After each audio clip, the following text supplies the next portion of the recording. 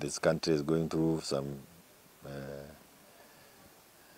it's going through a very interesting phase, because we tried a handshake, I think, over the 2 weeks ago, na ni kama imegoga mwamba. Hiyo ni mambo yote tutaongea juu yake. Ni kwa nini hiyo handshake inaonekana ikiwa mzito, na mkono ni ya kila mtu? Kwa nini mkono mwingine zinaonekana zimekuwa mzito? Na pia you know, parties are already trying to form coalitions heading to 2027. But we in Jubilee will not be able to discuss any kind of form of coalition until we have our branches functioning at every level. And I know you are aware that I've had many people at Asai naona wanasema we have our own presidential candidate, our party presidential candidate, who was called Fred Matiang'i. All these things, it's really in preparation of many things, but to ensure that the party is functioning, and to ensure that the party plays its useful role as an official opposition party. Because sisi bado tuko katika opposition, hatujaenda popote, na hatuendi mpaka tutengeneze serikali kupitia kwa wale ambao watachaguliwa na Wakenya. And we hope that when the coalitions are formed, the name of Matiang'i will emerge among the other people who have shown interest in leading this country. UDA, ama KK, is a sinking ship. So to try and join it, you can only join them if you want to sink with them. Baba is an older fella in politics. Yeye ni baba kweli hata ya siasa. Lakini saa zingine unaweza fikiria mambo ni iko namna hii, unakuta ni tofauti.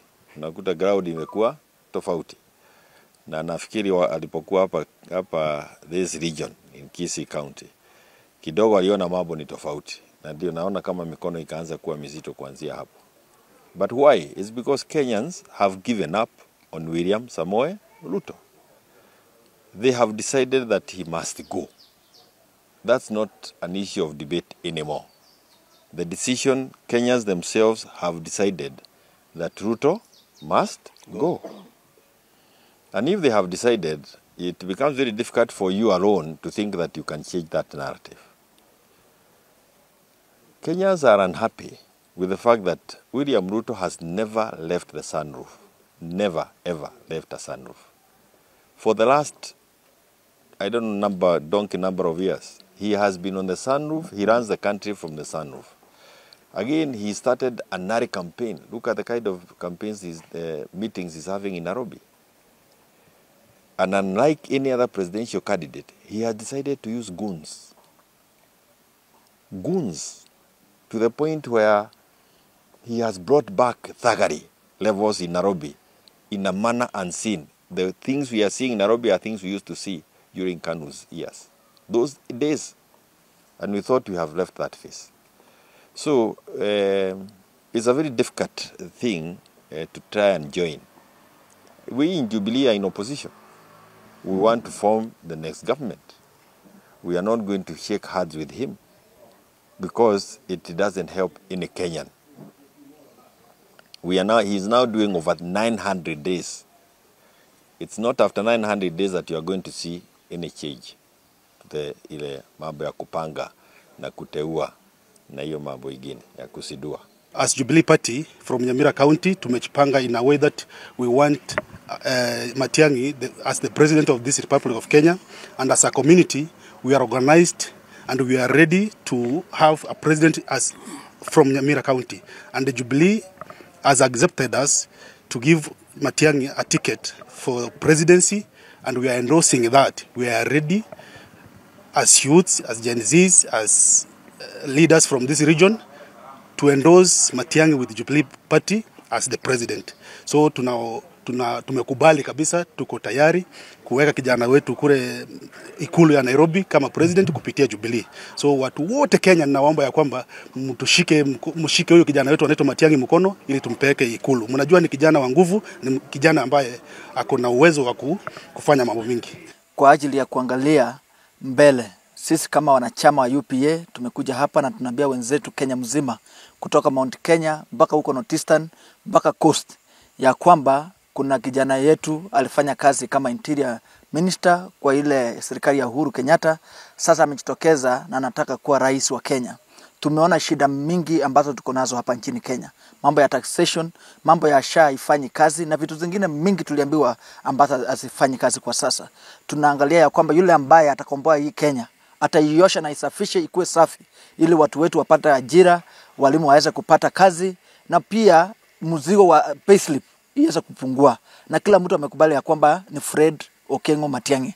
Chama ya UPA. Hii chama ya UPA inasimamisha Mheshimiwa Fred Okengo Matiang'i. Tumeona wenzetu kutoka vyama vingine kama vile Jubilee ambaye pia inammezea mate huyu mgombea wetu, na tunasema ni asante kwa chama zote zile hapa nchini Kenya zinataka kusimamisha Mheshimiwa Fred Okengo Matiang'i.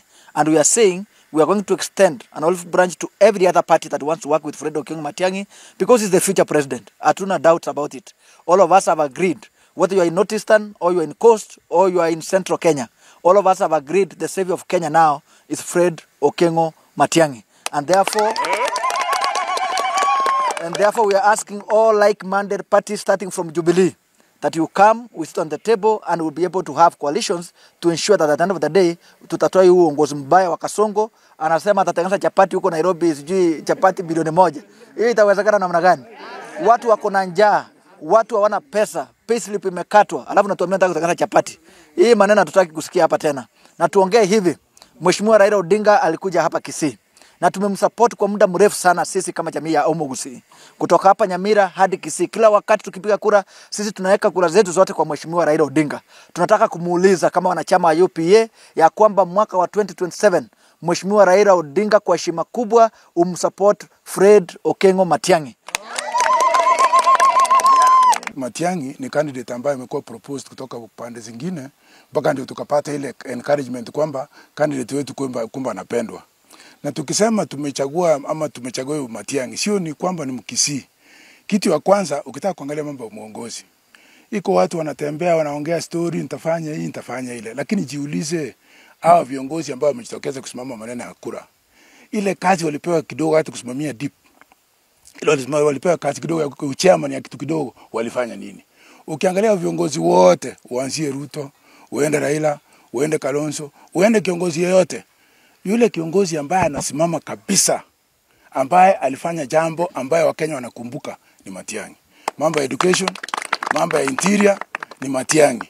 Matiang'i pia ni mtu ambaye tuko na imani akipewa chance Kenya wakati huu, yeye ndiye anaweza kuokoa Kenya. Na tumsupport kama ni Mkisii, ule ndiye anatosha kutoa Kenya kwa hii shida ambayo wako nayo, hiyo anga ya Kasongo. Matiang'i ndiye anaweza kuokoa Mkenya, tafadhali munge mkono. Wakati huu Kasongo amefunza Wakenya adabu. Ukabila itakuwa kwa uamuzi wa kura 2027. Watu wanataka mtu ambaye anaweza kudeliver.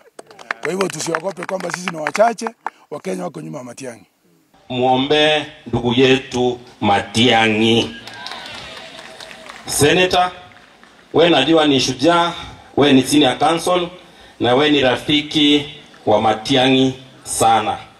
Hata kama umekuwa na mzee wetu Raila Odinga, pia mwambie yeye akuje washike mkono Matiang'i akue wapi? Kule mbele, akue president.